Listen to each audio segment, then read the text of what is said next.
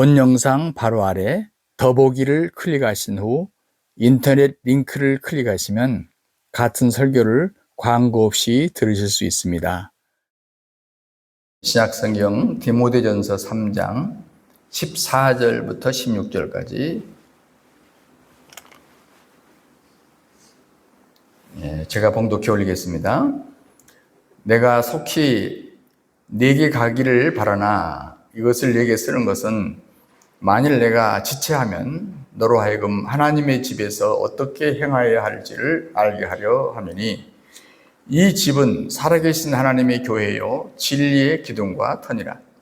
그도다 경건의 비밀이여 그렇지 않다 하는 이 없도다. 그는 육신으로 나타난 바 되고 영으로 의로부터 하심을 받으시고 천사들에게 보이시고 만국에서 전파되시고 세상에서 믿음 바 되시고 영광 가운데서 올려주셨느니라. 아멘.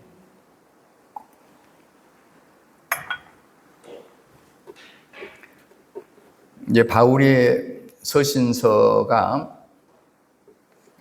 이제 어떤 특정 지역에 보낸 서신들이 있고요. 또 자기 목회 후보생들에게 혹은 장로들에게 개인으로 보낸 서신도 있습니다. 이 디모데전서는 여러분 얼른 짐작한데 지역이 아니라 개인에게 보낸 서신이라는 것을 알 수 있겠죠. 그런데 이 바울의 개인 서신 중에 핵심이 되는 부분을 찾다 보니까 오늘 본문을 찾게 되는데 디모데전서의 핵심 구절이기도 합니다. 그도다 경건의 비밀이여 오늘의 제목이기도 합니다. 목회의 우선이 뭐냐? 경건이고 그렇기 때문에 경건의 비밀을 모르면 경건이 나올 수가 없겠죠. 신약에서 경건이라는 단어를 쓰지만 구약에서는 경외라는 단어를 씁니다. 그래서 예를 들어 잠언 같은 데는 하나님을 경외하는 것이 지혜의 근본이라 경외라는 말을 씁니다. 구약에서 경외라는 말, 또 디모데전서 신약에서는 경건이라는 표현 같은 의미로 보시면 되겠습니다.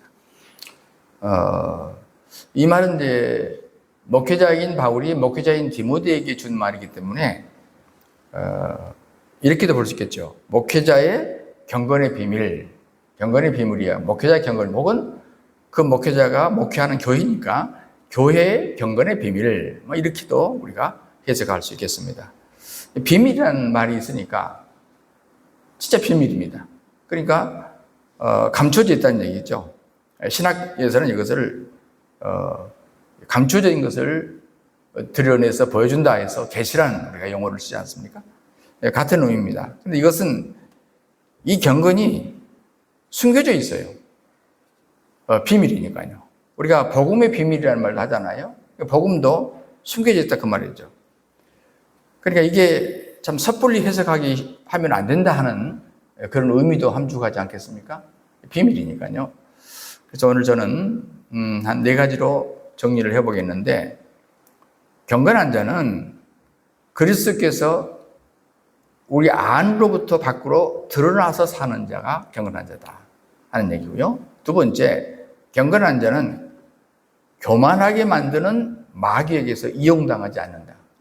그리고 세 번째, 경건한 자는 교회를 세우는데 겸손함으로 공헌하게 만든다. 그리고 마지막으로 좀 간단히 결론적으로 얘기 드리려고 하는데, 경건한 자는 진리의 기둥과 터된 교회를 드러내놓게 된다. 이렇게 얘기를 나누겠습니다. 자, 먼저 경건한 자는 그리스도께서 안으로부터 드러나서 사는 자다 하는 것입니다. 자, 16절에 그렇게 말하죠. 크도다 경건의 비밀이여 그렇지 않다고 하는 사람이 없도다. 그는 육신으로 낳은 바 되고 영으로 의롭다 하심을 받으시고 이렇게 얘기하죠. 자, 지금 디모데전서가 경건의 비밀이라고 하는 이 부분, 이 진리를 그리스도인들이 쉽게 생각해서 안 된다는 얘기예요. 비밀이라는 말을 하는 거 보면 이건 굉장히 신중하게 생각하는 부분이다 하는 얘기입니다. 그러니까 기존교회에서는 거의 들어볼 수 없는 말일 수 있다는 얘기입니다. 우리 경건한 얘기 많이 들어보는데요, 이렇게 말할 수 있죠. 근데 여러분 비밀이기 때문에 보여주어야만 합니다. 설명해 주어야만 알아요. 복음도 마찬가지 아닙니까? 우리가 성경을 읽으면 복음은 누구나 알 수 있습니다. 그렇던가요? 그렇게 쉽지 않습니다. 그럼 얼마나 좋겠어요. 자, 성경을 읽고 공부하면 누구나 알 수 있다. 경건도 누구나 알 수 있다. 물론 부분적으로 알겠죠. 그렇지만 절대로 제대로 알 수 없습니다. 그러니까 저는 이 비타민 영양제로 비유를 합니다만, 영양제를 100%를 잡는다면, 효과를 내려면 100%를 잡는다면 비타민 10%를 먹어도 비타민 먹는 걸 먹는 거예요. 20%를 먹어도 먹는 걸 먹는 겁니다. 그러나 80%는 섭취를 안 한 거 아닙니까? 그러면 효과를 제대로 보지를 못하죠. 그러므로 우리는 하나님 쪽에서 열어주셔야만이 이 경건이라는 것을 알 수 있다. 이렇게 전제해야 됩니다. 자, 이 경건의 비밀이라는 말을 디모데전서 3장 앞에 9절에서 보시면 믿음의 비밀을 가진 자라 할지니 이렇게 말해요. 여기 보면 이제 조금 다른 용어를 씁니다. 믿음의 비밀이라 이렇게 표현을 했어요. 그러니까 사실은 경건의 비밀이나 믿음의 비밀이나 사실 비슷합니다. 같은 내용이라고 봐야 돼요. 그러니까 거룩의 비밀, 경건의 비밀, 믿음의 비밀, 또 경건한 그리스도인의 삶의 비밀, 여러 가지로 우리가 표현해서 이해할 수 있겠습니다. 그러니까 9절에 나왔던 믿음의 비밀이나 오늘 16절에 나왔던 경건의 비밀이나 서로 연결되어 있다 그 말입니다.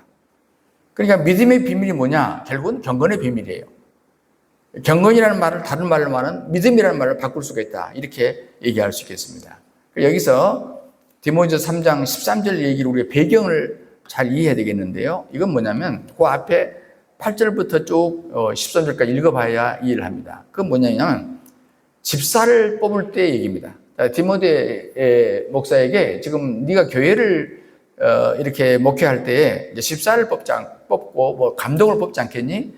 그런데 집사를 뽑을 때 중요한 자격이 있다. 그 자격 가운데 한 얘기를 한다가 지금 이 말하는 거거든요. 그건 뭐냐? 깨끗한 양심과 믿음의 비밀을 가진 자를 한다 이렇게 말해요. 여기 말이 참 어렵습니다. 깨끗한 양심, 그러니까 우리가 이 말을 우리가 사람이 양심적으로 살아야지 이제 이걸 생각하기 때문에 언뜻 우리가 집사를 세우려면 양심이 바르고 믿음이 두터워야 되는구나 이렇게 해석을 해버린다 그 말이죠. 이제 사실은 좀 너무 지나친 한국 성경의 해석 같아요. 이걸 양심이라는 말보다도 그냥 의식, 생각 이렇게 번역하면 훨씬 쉬운데 너무 세게 번역을 했습니다. 그러니까 다시 말하면 깨끗한 의식, 깨끗한 생각을 가진 사람에다 플러스 거기다가 믿음을 가져야 된다. 지금 이렇게 여러분 이해하시면 돼요. 그럼 여러분 깨끗한 생각이라는 게 뭡니까? 성경에서 말하는 깨끗한 생각은 뭐냐면요. 하나님의 말씀을 하시는데 그 하나님의 말씀을 왜곡하지 않고 그냥 그대로 받아들이는 거. 그러니까 여러분 구약에 말하면 사울이 있고 다윗이 있는데 그 사울이 멋지게 시작했다가 나중에는 실패하잖아요. 그래서 다윗은 끝까지 성공한 사람이 되지 않습니까? 사울의 실패 원인이 뭐였어요? 이 말씀을 왜곡하는 거예요. 그러니까 하나님의 말씀을 순수하게 이걸 깨끗하게 받지 않았다 그렇게 말하는 거예요. 그래서 다윗이 훌륭한 점은 뭐냐면 자기가 그 말씀을 못 지킬 망정 왜곡하지는 않아요. 말씀을 그대로 받아요. 그래서 이걸 깨끗한 양심, 깨끗한 의식이라 이렇게 말하는 것입니다. 그러니까 우리가 깨끗한 의식에 믿음의 비밀을 가졌냐 그 말이거든요. 그 믿음의 비밀을 가졌냐? 그럼 뭘 믿는단 말이냐? 뻔하죠. 그리스도를 믿는 것이죠. 우리가 하나님의 은혜를 믿음으로 구원을 받지 않습니까? 그리고 하나님의 은혜가 뭐냐? 그리스도 아닙니까? 그리고 우리가 하나님의 은혜를 받았다 그 말은 그리스도를 믿게 되었다. 그리스도 은혜를 받았다 그 말이거든요. 그 은혜의 핵심은 사실은 그리스도예요. 그리스도가 빼진 상태로 은혜를 받았다. 그건 기독교에서 신앙에서는 용납할 수가 없어요. 이해할 수 없는 거예요. 은혜는 반드시 그리스도를 통한 것이고 그리스도를 통해서 은혜를 받느냐 못 받느냐가 성경이 말하는 은혜의 바른 개념이죠. 그러므로 그리스도의 그리스도가 핵심이다 그 말입니다. 그런데 그리스도의 핵심이 뭐냐? 그리스도가 하신 일이 참 많습니다만 그 가운데 얼른 떠오르는 것은 십자가입니다. 그러므로 그리스도 그러면 십자가가 얼른 생각납니다. 그런데 솔직히 십자가가 우리 기독교 신앙의 가장 기본이 되지만 그 십자가만으로 모든 걸 다 설명할 수는 없어요. 자, 믿음 그러면 우리가 얼른 생각할 때, 우리를 위해서 십자가를 죽으신 예수님 믿는다. 또 자기 아들을 십자가에 죽기까지 우리를 사랑하신 그 아버지의 사랑. 그래서 그 십자가를 통해서 우리의 죄를 사하시고, 나는 그것을 믿는다. 자, 맞는 얘기입니다. 그런데 이것은 기본은 되지만 이게 전체는 아니에요. 왜냐하면 믿음의 전체 본질에서는 부족한 부분이 있습니다. 그러므로 예수님이 십자가에서 피를 흘리신 것은 분명히 우리 믿음의 기본이지만 그러나 그리스도가 우리 안에 살기 위한 기초 작업을 하신 것이 예수님의 십자가 사건이에요. 예수님의 십자가 사건은 우리 안에서 이루어진 사건이 아니고 밖에서 이루어진 사건 아닙니까? 밖에서 하나님이 예수를 보내서 우리의 죄의 문제를 해결하시는데 죄의 문제를 해결하신 것이 목적이 아니고 그렇게 죄의 문제를 해결해야 거룩해지기 때문에 그 속에 우리 하나님이 내주에서 들어와서 살 수 있다 그 말이에요. 그래서 이 작업을 하기 위해서는 십자가가 반드시 필요했다는 얘기입니다. 그러니까 십자가 사건은 죄 사함의 사건이에요. 그런데 우리는 죄를 지었는데도 불구하고 죄인임에도 불구하고 의인이라고 취급받는 것은 뭐냐? 예수님의 십자가 사건 때문 아닙니까? 그러면 예수님의 십자가로 우리가 의인이 되었으면 그 다음에 뭐 하냐? 그게 중요한 게 아니에요. 더 중요한 게 있습니다. 바로 우리를 의인 삼고 우리 안에 하나님이 들어와 계신다. 이건 어떤 세상의 종교도 말할 수 없는 부분이에요. 우리 기독교만이 독특한, 특별히 사도 바울이 그렇게 계속 외치는 얘기가 바로 우리 안에 그리스도께서, 내 안에 그리스도께서 사신다. 이게 복음의 핵심입니다. 이게 크리스찬의 삶의 핵심이에요. 그런데 이 일을 위해서 십자가 사건이 필요했다 그 말입니다. 자, 그리스도가 우리 안에 살지 못하면 경건의 비밀이라는 건 있을 수가 없어요. 그리스도가 우리 안에 사심으로 경건이라는 것이 비로소 시작이 되는 것입니다. 그러므로 경건의 비밀이 뭐냐? 그것은 우리 안에 사실은 그리스도가 경건의 비밀이 되는 것입니다.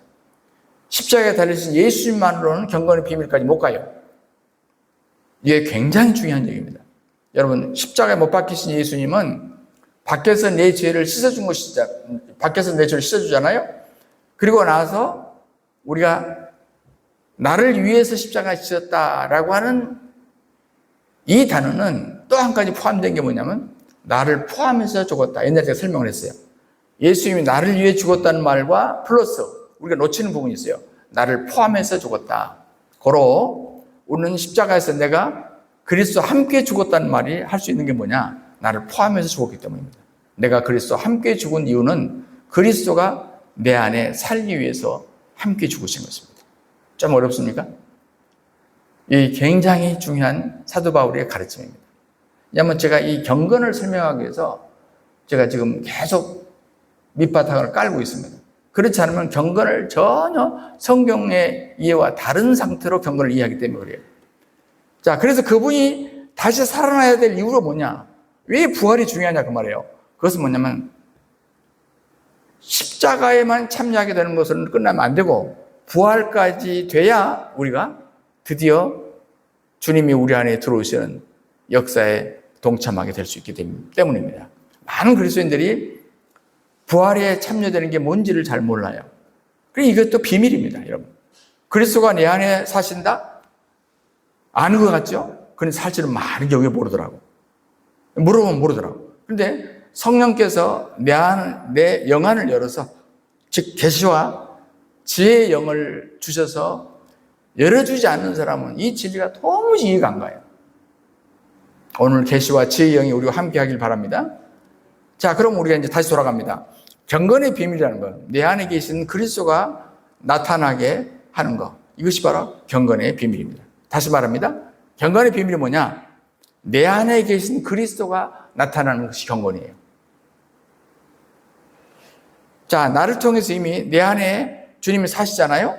그렇다면 내 안에 계신 그리스도가 나를 통해서 이제는 나타난다. 이것이 경건이라고 말이에요. 자, 내 안에 주님이 사십니다. 거주하십니다. 그런데 그것이 밖으로 표출될 때, 경건이다. 아, 경건한 삶이다. 그리스도인의 경건한 삶이라는 말이 드디어 나올 수 있다. 그 말이에요. 그러니까 내가 하나님 말씀대로 살기 위해서 노력하는 것하고는 굉장히 차이가 나요. 자, 여러분 그렇잖아요. 많은 기독교인들이 우리가 율법의 제3용도라고 말하는데 율법이 필요하다. 왜? 내가 그 율법을 지켜야 된다. 이렇게 말하는 사람이 많잖아요. 자, 그런데 그렇게 말하는 사람이 보십시오. 자, 율법을 지켜야 한다니까 그렇게 말하는 사람이 혹시 율법을 지키던가요? 100%? 세상에 그런 사람 하나도 없어요. 그래, 자기도 못 지키면서 그 말을 지금 하고 있는 거예요. 여러분, 성경은 지금 그렇게 우리에게 말하라고 하는 게 아닙니다. 우리가 경건의 비밀도 마찬가지예요. 우리가 경건의 비밀을 모르니까 오해하고 있기 때문에 우리 경건이 나올 거예요, 안 나올 거예요? 안 나옵니다. 왜냐하면 경건의 비밀을 정확하게 이해하지 못하면 경건이 우리에게서 나올 수가 없어요. 무슨 얘기냐? 경건하게 살아야 됩니다. 예, 내가 하나님 열심히 사랑하고 우리 주님을 위해서, 교회를 위해서 열심히 기도하고 열심히 말씀 보고 열심히 전도하고 그리고 바르게 살라고 몸부림치고 이것이 경건입니다. 자, 이게 성경이 말하는 경건이 아니다 그 말이에요. 이건 이제 우리가 상식적으로 생각하는 경건이에요. 우리가 예배 시간마다 하나님 믿으십시오. 경건하게 사십시오. 우리 얘기할 수 있잖아요. 그런데 엄밀한 의미로 여러분 우리끼리 있으니까 말이죠. 이건 사기입니다. 여러분 예수 믿기 때문에 경건하게 사십시오. 이건 사기예요. 왜냐하면 그렇게 되질 않아요. 우리 사람은 그렇게 훌륭하지 않습니다. 자기가 자기에게 속는다 그 말이에요. 그러므로 내 속에 계신 그리스도로부터 뭐가 나오냐? 경건이 나옵니다. 그래서 오늘 3장 16절에서 크도다 경건의 비밀이에요. 크도다 메가스거든요. 메가스. 우리가 요즘에 메가를 말 써요. 메가박스 혹은 메가도스, 메가처치 많이 쓰잖아요. 예, 이 헬라 말이 나왔어요. 메가스. 크다. 굉장히 크다. 엄청나게 크다. 이 경건의 비밀을 깨닫는 것이 엄청나게 크대요. 지금 사도 바울이 한 말이에요. 내가 한 말이에요. 이거를 디모데야, 네가 이 경건의 비밀을 깨닫는 것은 어마어마한 일이야. 그래 내가 지금 너에게 설명한 걸 잘 들어라. 지금 그 말을 하는 거예요. 그렇지 않다고 하는 이 없도다. 이 경건의 진리를 깨닫는 사람은 그 누구도 아니요? 그 별것 아니요? 이렇게 말하는 사람이 없다 그 말이에요. 우와, 맞아. 자, 여러분들 그러잖아요. 성경 읽다 보면 어떤 성경 읽다가 이 말씀이 이런 뜻이었어. 또 목사님 설교 듣다 보면 이 성경 말씀이 그런 뜻도 있었네? 우리가 속으로 우와 그런 생각이 들잖아요. 그래서 어떤 책 제목은요. 성경이 읽어지네 그래요. 이해실 사모 같습니다. 성경이 읽어지네. 그 차원이 아니에요. 성경이 읽어지는 얘기 정도가 아니고 이 말씀이 그런 뜻이었어? 이겁니다. 사실 말씀이라고 하는 것은요. 촘촘하게 보지 않으면 잘 안 보이는 경우가 많아요. 우리가 주마간산이라고 그러는데 옛날에 말을 타고 갔으니까 말을 타고 지나가면 산의 경치가 제대로 보이겠어요? 요즘으로 말하면 고속도로에서 100km 이상으로 달리는 거예요. 그럼 여러분 주변에 운전하다가 옆에 앉아있는 사람은 모르겠지만 옆에 휙 지나가지 별게 안 보여요. 그런데 우리가 성경을 고속도로 달리시 보잖아요. 그러면 성경에서 진짜 우리에게 말하고 있는지 하는 것을 못 봅니다. 물론 우리가 어떤 설교 줄거리를 찾을 때는 좀 고속도로를 달리듯이 성경을 볼 필요는 있어요. 그러나 성경을 제대로 보려면 천천히 봐야 돼요. 그 다음에 한 번씩 가다가 또 휴게소에 머물렀다가 가다가 휴게소에 머물렀다가 계속 그렇게 보면은 이게 성경이 보이기 시작합니다. 자, 이것도 마찬가지예요. 자, 크도다. 경건 자체가 엄청나게 큰 거란 말입니다. 그런데 이것이 비밀로 감춰져 있다 그 말이에요. 그런데 이 발견한 사람은 엄청난 기쁨에 차게 될 것이다. 그는 육신으로 나타난 바가 되시고 그는 누구겠어요? 자, 이제 성경 한번 보세요, 여러분. 성경을 가만히 보세요. 자, 그리스도인이라면 경건하게 살아야 돼. 다 말하잖아요. 우리가 말하잖아요. 우리 그리스도인이라면 그리스도인답게 살아야 돼. 경건하게 살아야 돼. 다 말하잖아요. 자, 이 말이 틀린 말은 아니에요. 그런데 보세요.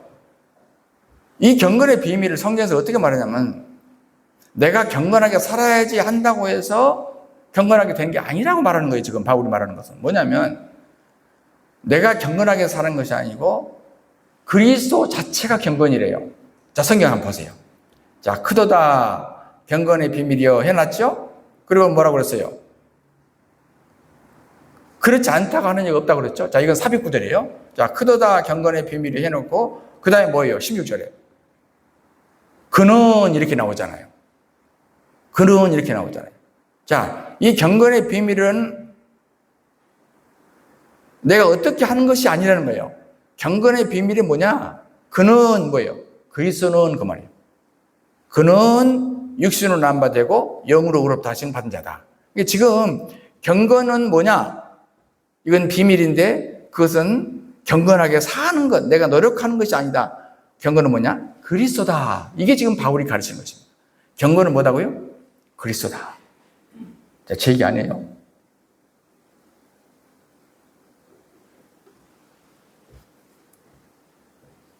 그리스도가 지금 내 안에 계시잖아요. 성령을 보내줘서 그리스도가 내 안에 계시잖아요. 근데 내 안에 계신다는 얘기는 내 안에 영이 있기 때문에 계신 겁니다. 그러니까 그는 육신으로 나타난 바 되시고 영으로 의롭다 하신 바시고 영으로 그랬잖아요. 그러니까 우리도 영이 있고 그리고 예수님도 영으로 오셨기 때문에 우리 안에 내주가 가능합니다. 이 공통분명 때문에 가능하는데 그분이 내주에 계심 사시면서 내 영과 한 영이 되어서 사시는데 그분이 의로운 거예요. 그런데 그분이 그 의로운 그분이 나도 의롭게 여기시는 그분이 밖으로 드러냈을 때 우리가 경건이라고 합니다. 그러니까 내가 의롭게 사는 것이 경건이 아니에요. 우리 안에 계신 그리스도가 밖으로 나를 통해서 드러낼 때 경건이라고 합니다. 자, 성경 다시 보세요. 경건의 비밀이 크도다 하고 39절 있고 그 다음에 그는 육신으로 나타나면 되고 영으로 의롭다함을 받은 자다. 이렇게 말합니다. 그는, 즉 그리스도는 그 말이에요. 그러니까 지금 이 말은 무슨 말이냐면 자, 그 앞에 믿음의 비밀을 가진 사람이 집사가 돼야 되는데 아무나 집사를 뽑으면 안 된다 그 말이에요. 아무나 집사, 안수 집사, 물론 이 속에는 뭐예요? 우리 교회 모든 장로를 포함한 직분자를 다 포함하겠죠. 우리 목사도 포함되겠죠. 그런데 그 사람은 아무나 뽑으면 안 된다. 믿음을 가진 자, 믿음의 비밀을 가진 자야 되는데 그 믿음의 비밀은 결국 뭐냐면 그리스도의 비밀이다. 그리스도의 비밀이라는 게 뭐냐? 경건의 비밀이라는 거예요. 그 경건의 비밀이라는 게 뭐냐? 그 속에 그리스도가 사신 자예요. 그러니까 여러분 그 속에서 그리스도가 사시면서 그 그리스도가 밖으로 표출되는 이런 사람을 집사를 뽑아야 되는데 우선 그걸 보는 게 아니라 저 사람 성실하네. 교회 참 충실하네. 우리가 외적인 걸 보잖아요.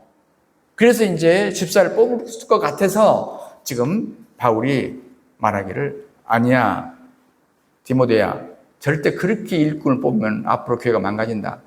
잘 봐서 진짜 네가 전한 복음이 그 속에 있고 즉 예수의 영이 그 속에 있고 바로 그 영이 그를 다스리고 있는 자가 바로 경건한 자이기 때문에 그를 뽑아야 된다. 지금 그 얘기를 하려고 이 말을 하는 겁니다. 그러면 두 번째, 그러면 경건한 자는 교만하게 만드는 마귀에게 이용당하지 않는다는 것입니다. 3장 6절에 그래 말해요. 새로 입교한 자도 말지, 저 앞에 한 얘기입니다. 내가 다 읽지는 않았어요. 자, 교회 일꾼을, 감독을 함부로 심을 때 새로 입교한 자도 안 돼. 교만하지, 교만이라면 나오죠. 마귀가 정죄한 그 정죄에 빠짐이라 그렇게 말하잖아요. 자, 지금 경건한 자, 즉 내 안에 내주하신 그리스도가 흘러나오면 어떻게 될까요? 그 사람은 부패되지 않습니다. 그 사람은 타락하지 않아요. 변질되지 않아요. 교회에 문제를 일으키지 않죠. 자, 지금 교회 일꾼을 세우는 거니까 노골적인 얘기를 합시다. 자, 그런 사람은 절대 교회 문제를 일으키지 않을 것이다. 지금 그 얘기를 하는 거거든요. 그러니까 그리스도의 것이 흘러나오지 않으면 결국 뭐냐? 교회를 썩게 만들고 교회를 부패하게 만들고 나중에 교회에 큰 문제를 일으킨다. 그래서 디모전서 3장 6절에 보시면 감독을 세울 때도 새로 입기한 자도 말지니 교만하여 서로 져서 마귀가 정죄하는 그 정죄에 빠지기 때문이다. 여러분, 솔직한 교만이 뭡니까? 우리 육은 결국은 교만합니다. 교만이 결국은 마귀가 정죄하는 정죄예요. 마귀의 죄가 뭐예요? 교만이거든요. 마귀가 왜 마귀가 되냐면 교만 때문에 마귀가 됐어요. 그게 본성이 교만입니다. 근데 인간을 타락할 때 마귀가 타락시키잖아요. 에덴 동산에 들어와서. 그때 마귀가 인간을 타락시킬 때 인간 속에다가 맨 먼저 넣어준 게 뭐겠어요? 맨 먼저 넣어준 요소가 뭐겠어요? 뭘로 물들겠어요? 인간이 그때. 마귀에게 뭐가 물들었겠어요? 예, 교만이 물들었습니다. 그런데 그 육이 이제 예수를 믿고 난 다음에 그 육이 그리스도와 함께 죽었습니다. 그 육의 중요한 특성이 뭐냐? 교만이에요. 육의 정체가 교만이에요. 그런데 교만이 뭐냐? 하나님처럼 높아지려고 하는 것입니다. 이게 선악과 먹는 이유 아닙니까? 네가 하나님처럼 된다. 아니, 선악과 먹잖아요. 그때 물들었어요. 인간 속에 그 사탄의 교만이 그대로 물들어왔어요. 그런데 바로 마귀의 말을 들었기 때문에 그게 바로 교만입니다. 그 본성이 섞여버린 겁니다. 그러면 교회에서 제일 잡아야 되는 거, 교회에서 제일 잡아야, 참 어렵지만 좀 센 표현을 할게요. 교회에서 제일 아주 때려잡아야 되는 거, 때려잡자 김일성. 하여튼 교회에서 제일 때려잡아야 되는 게 뭐냐? 타는 게 아니라 교만입니다. 왜? 교만이 모든 죄의 뿌리이기 때문에. 요거 하나만 처리되면 다른 것은 그렇게 어렵지 않다 그 말이에요. 무서운 겁니다. 왜? 교만이 왜 무섭냐면 교만이 드러나 있지 않거든요.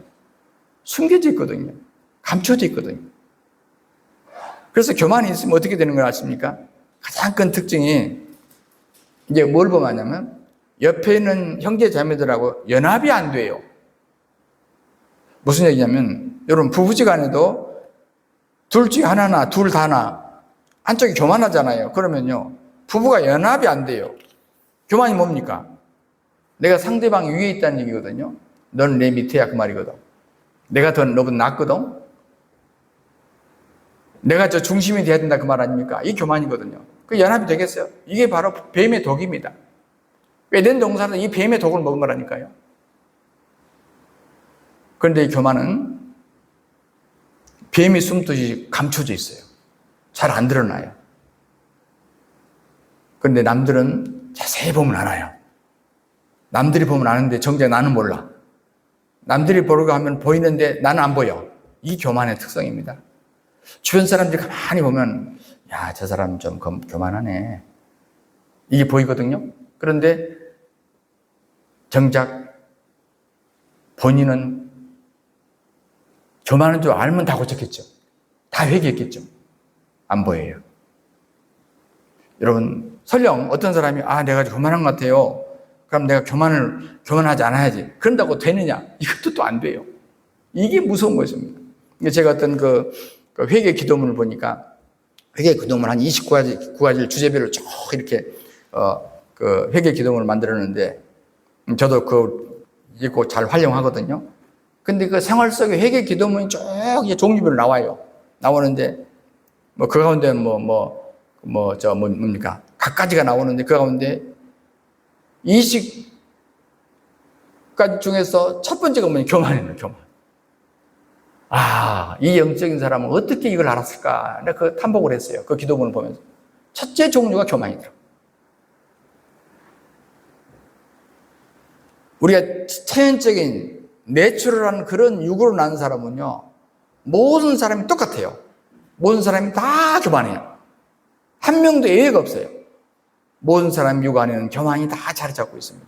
그런데 놀라운 것은 우리가 예수를 영접했을 때 예수님이 십자가의 죽음에 우리가 함께 죽었다고 그랬잖아요. 그러니까 뭐 또 같이 죽었겠어요? 그 교만도 같이 죽었다. 이것을 우리가 선포하지 않으면 절대, 다시 말하면 내게 여덟 교만이 나오려고 할 때 아니야, 나는 그리스도와 함께 이미 죽었어. 교만 너도 죽었어. 이렇게 선포하지 않으면 절대 교만의 문제는 해결이 안 돼요. 노력해가지고 해결되는 게 아니라니까요. 수양을 해가지고 해결되는 게 아니라니까요. 죽음 외에 교만을 처리할 수 있는 방법은 없습니다. 그래서 교만이 있으면, 즉 죄가 있으면 맨 먼저 연합이 안 돼요. 안 그렇겠습니까? 내가 상대방 위에 올라가 있는데 어떻게 그 사람하고 나하고 하나가 되겠어요? 말로는 이미 하나가 됐다고 말은 할 수 있어요. 주장도 할 수 있어요. 그렇지만 하나 되는 경험이 안 돼. 내 속에서 그냥 같이 다니고 같이 밥 먹고 같이 손잡고 있으니까 남들이 볼 때 하나같이 보이지만 내 속에서부터 내 양심적으로는 하나가 안 돼. 그래서 교회 직원을 세우는 데 있어서 왜 지금 이 얘기를 하고 있는가? 그것은 지금 교회 건축은요, 소위 처치 빌딩을 말하는 거예요. 교회를 지금 세워가는데, 건축해 가는 데 있어서 경건이 나와야 되는데, 경건은 그리스도라고 그랬잖아요. 그런데 이걸 못하도록 마귀가 가로막고 있는 것입니다. 그래서 우리가 하나 되도록 하지 못하는 모든 장난은 누가 하는 겁니까? 마귀가 합니다. 성령님은 어떻게 해요? 하나 되게 합니다. 마귀는 뭐예요? 쪼개게 합니다. 그래서 경건이신 그리스도에게 사로잡힌 자만이 마귀에게 이용당하지 않는다 그 말이에요. 세 번째, 경건한 자는 교회를 세우는데 겸손함으로 공헌하게 만듭니다. 자, 경건이신 그리스도에게서 소위 나올 수 있는 게 뭐냐? 그것은 겸손입니다. 경건 자체이신 그리스도에게서 나올 수 있는 것은 교만이 아니고 겸손이에요. 우리 타락한 인간에게서 나오는 것은 무조건 교만이에요. 그런데 겸손이신 그리스도께서 우리 안에 계시기 때문에 겸손이 나옵니다. 이 겸손이라고 하는 그리스도의 품성이 우리 속에서부터 나올 때 드디어 그 사람은 경건한 사람이다. 이렇게 말할 수 있다 그 말이에요. 우리가 신앙생활하고 교회 생활할 때 가장 어려운 게 뭔가요? 옆 사람하고 하나 되는 거예요.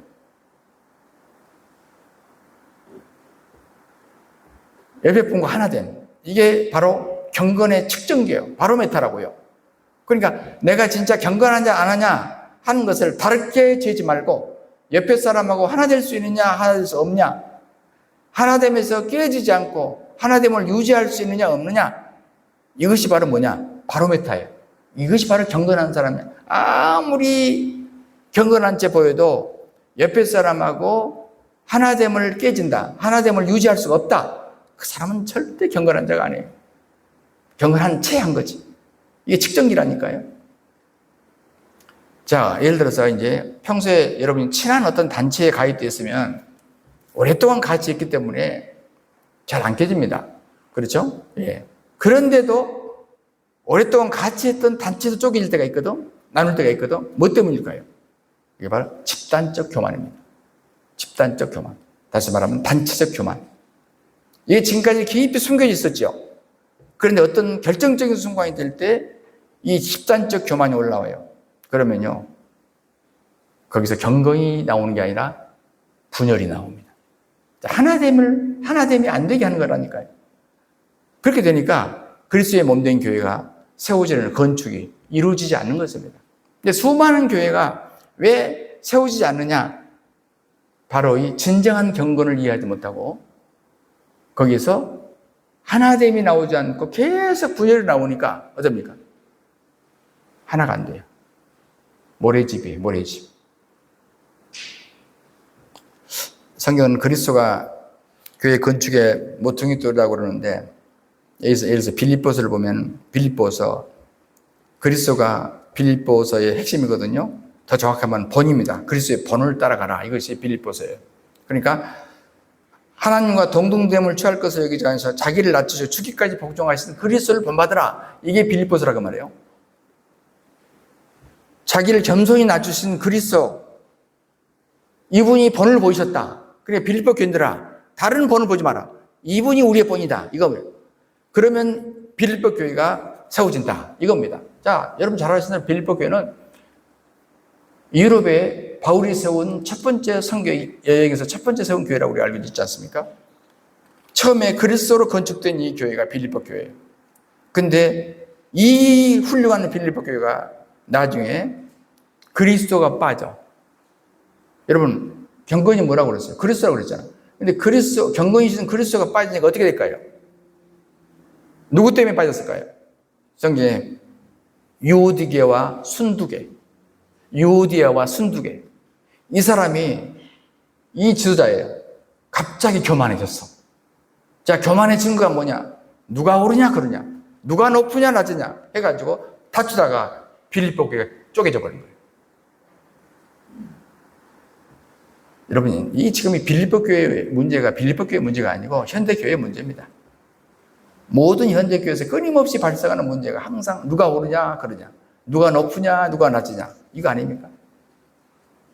그러면요, 교회도 깨어지고 노예도 깨어지고 총회도 쪼개집니다. 여러분, 훌륭했던 바울이 처음으로 유럽에서 오는 빌립보 교회도 유오디아와 순두계가 누가 높으냐 누가 오르냐 이것 따지다가 깨진 거라니까요. 또 깨진 교회가 있어요. 누구냐? 고린도 교회예요. 은사가 가장 많이 나타나는 가장 뜨거운 교회가 고린도 교회예요. 그런데 깨져요. 뭐 때문에? 바울파, 아볼로파, 게바파, 그리스도파, 이것 때문에 깨져버려요. 그리스도의 몸된 교회의 문제 중 가장 큰 문제는 결국은 분열의 문제입니다. 여러분도 고민하겠지만 저도 요즘에 많이 그런 문제 때문에 고민을 해보고 기도를 많이 해봤어요. 성경에서 원리가 무엇인가? 여러분, 소그룹을 많이 제가 해보고 지도해보고 훈련도 해보고 또 많은 소그룹을 끌어가 보기도 하고, 소그룹의 가장 큰 문제가 뭔가 보면요, 분열의 문제거든요. 처음 몇 사람 모이면 재밌게 잘해요. 밥 먹고 모이면 재밌다 그래요. 그런데 얼마 있다가 이 모임을 내가 원하는 대로 하고 싶다는 사람이 생겨요. 꼭 누가 하나 나섭니다. 이 모임은 내가 원하는 대로 해줘야 돼. 그럼 옆에 사람이 상처를 받기 시작합니다.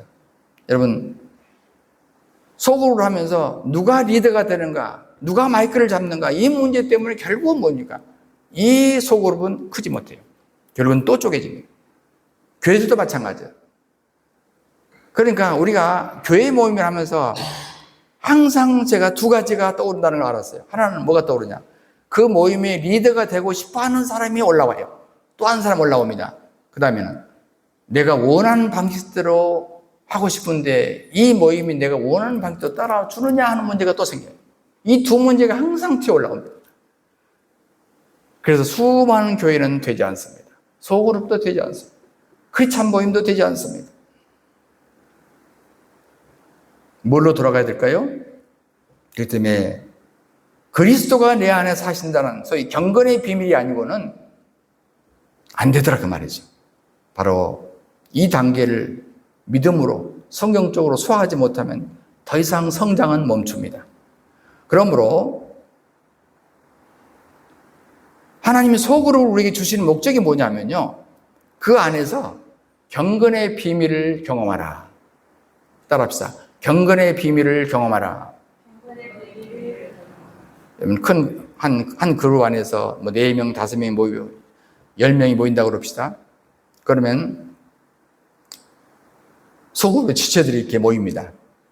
근데 이 자체가 소그룹이 될 수가 없어요. 해보면 알겠지만 소그룹에서 하나 되는 것이 얼마나 어려운 일인지 몰라요.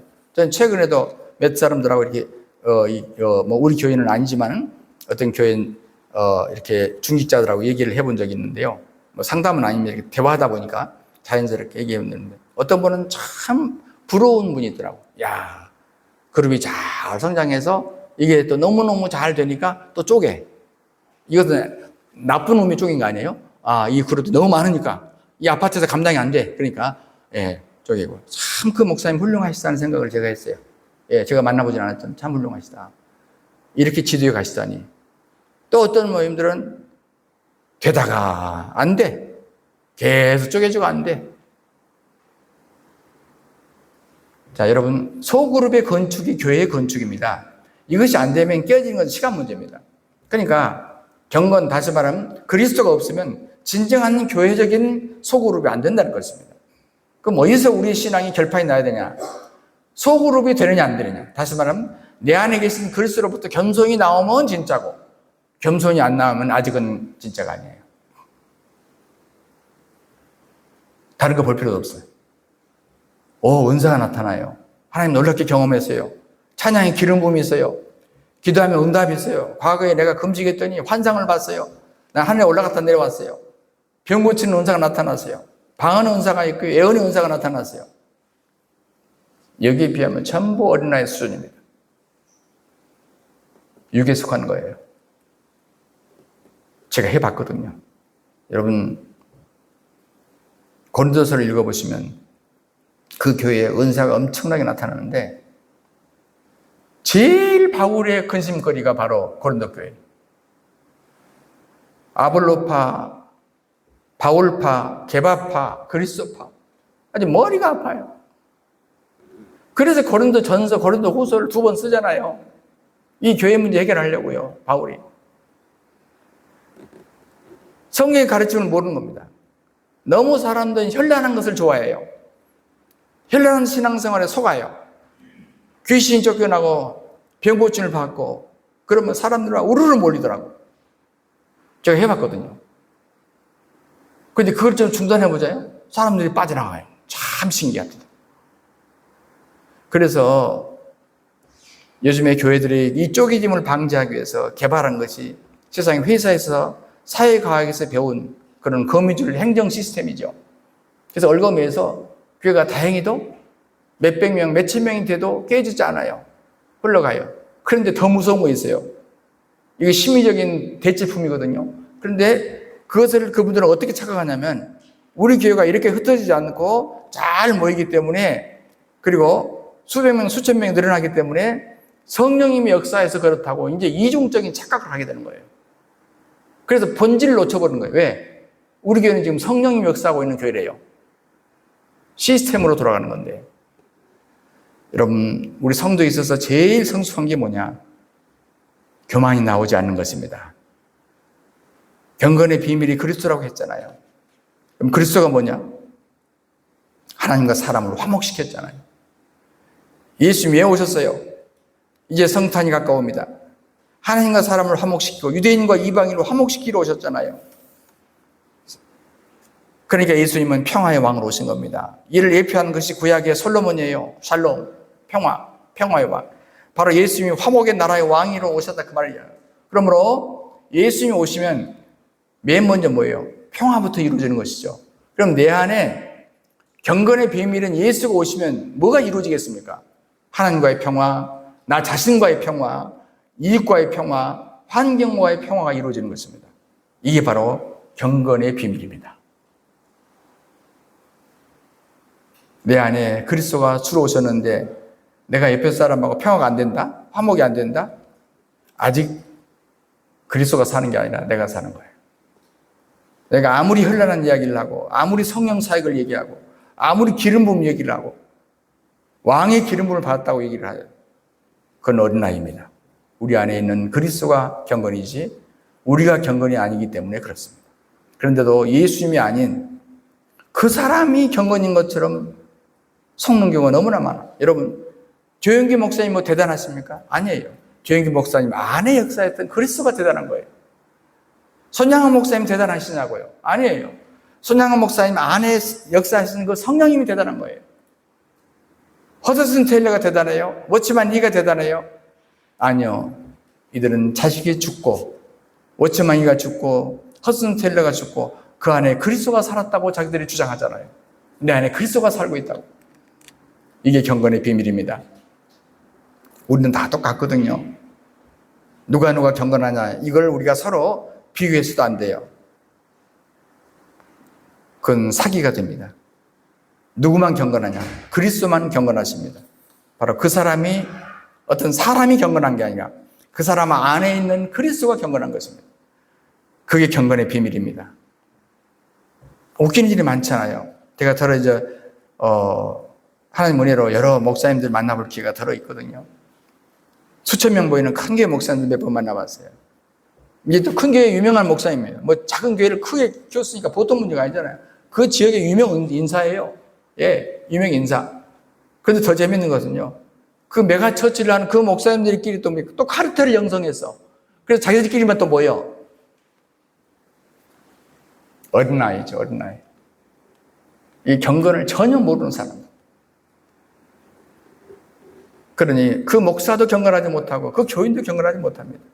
유치원 수준이죠. 영아원 수준이라 그 말이에요. 그래, 사역자들 가운데서도 교회를 계급화시키고 세상에서 혐오하는 막 독재를 해요. 교회에서. 얼마나 비극적인 얘기입니다. 함부로 목사가 교인들한테 함부로 하고 부교육자들을 함부로 하고 대하고 뭐 자기 부하 대하듯이 세상에 직장에서 제하듯이 삽니다. 교회라고 하는 걸 잊어버리는 거예요. 이건 뭡니까? 이건 경건에서 완전히 멀어져 버리는 거예요. 경건과 아무 상관이 없는 거예요. 지금 회사를 운영하는 겁니다. 저도 그 위험성을 경험해 본 적이 있어요. 알아요, 제가. 그게 얼마나 위험한 건지.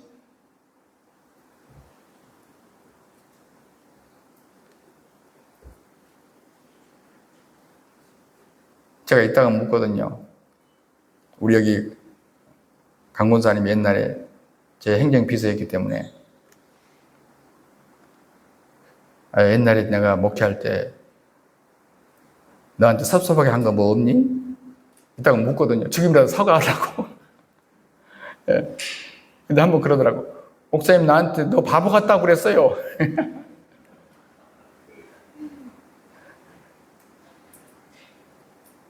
여러분, 내가 경건하지 못한 거예요, 그거예요. 그 증거예요. 예. 그 인격이 되먹지 못한 거라니까요. 그 어린아이 같은 거라. 그 당회장이 아니야. 담임 목사가 아니야, 그건. 여러분, 소그룹 안에 들어가서요. 그 안에 있는 다른 사람들하고 하나가 되는지 안 되는지, 이게 관건입니다. 옆에 사람하고 겸손하게 그리스도의 마음으로 하나가 될 수 있느냐? 교인이 적을 때부터 이게 형성이 돼야 돼요. 이게 기반이 돼야 된다고. 이게 아주 뭡니까? 그 교회의 흐름이 돼야 된다고. 기반, 그 교회의 기초가 돼야 된다고. 옆에 사람은 하나가 되지 못하는 게 뭐냐? 육이지, 육. 육이 죽으면 반드시 하나가 되거든요. 육이 안 죽으면 하나가 안 돼요. 디모전서는 바울이 디모데에게 쓴 편이잖아요. 당시 아마 에베소 지역에서 소아시아에서 아마 총회장 지역이었을 거예요. 그때 지금 가보진 못하고 이렇게 해야 되지 않겠니? 이 하나님의 집은 살아계신 하나님의 교회다. 하나님의 에클레시아. 불러낸 사람들의 모임이야. 자, 그런데 그들에게 믿음의 비밀, 경건의 비밀을 가르쳐라. 자, 지금 내가 못 가니까 조직 관리를 가르쳐야 됩니다. 세상적으로. 내가 못 가니까 교회는 커지고 에베소 교회는 커지고 그러니까 이렇게 조직 관리를 해라. 이걸 가르쳐야 되잖아요. 내가 깜짝 놀랐어요. 이 본문을 보면서. 지금 그 얘기는 하나도 빠지고 경건의 비밀, 그도다 경건의 비밀 이걸 가르쳐라. 그리고 일꾼을 세울 때, 집사를 세울 때 다른 걸 보지 마라. 경건의 비밀, 믿음의 비밀을 봐라. 자, 이 얘기 아닙니까? 오늘날 교회가 이 말씀으로 돌아가야 되는 거예요. 믿음의 비밀과 경건의 비밀을 가진 자, 옆 사람하고 잘 연합되는 사람, 이런 사람을 리더로 세워라. 일꾼을 세워라. 그 사람 기도 많이 한가? No. 성경을 많이 읽었다? No. 성경을 잘 가르친다? 이거 가르치지 말고. 제가 여기에 많이 속아봤다니까요. 아, 저 사람 성경을 많이 암송하니까 저 사람은 저분 일꾼을 세우면 되겠다. 내가 가지고 피를 봤어. 절대 아니에요. 그게 아니에요. 오늘날도 똑같은 일을 교회가 반복합니다. 속아서. 그래서 이렇게 인간적으로 사람을 보고 교회 일꾼을 세웠다가 망하는 사람들을 내가 많이 봤어. 상처받은 사람을 많이 봤어. 교회가 망가진 사람을 많이 봤어.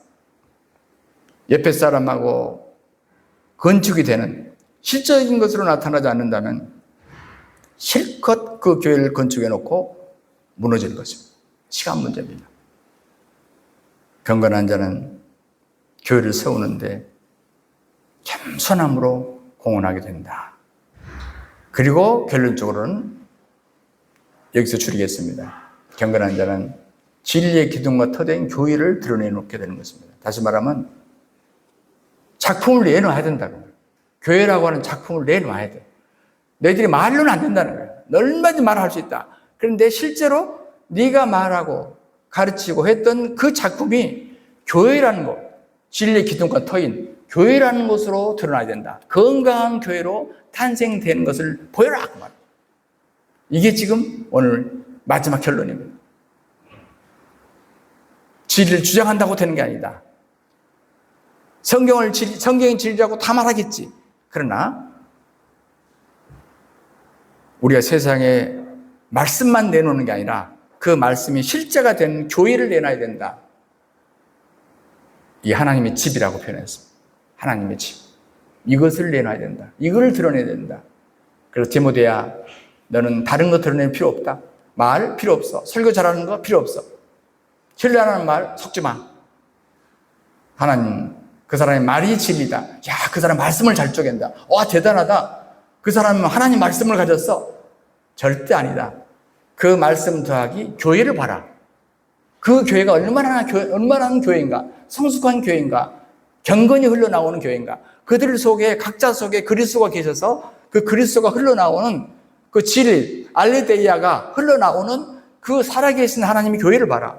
세상은 죽었거든요. 그래서 하나님의 교회만이 살아있어요. 그것을 봐라. 이게 바로 경건의 비밀이다. 이렇게 말씀을 하신 것입니다. 주 하나님 우리 아버지 고맙고 감사합니다.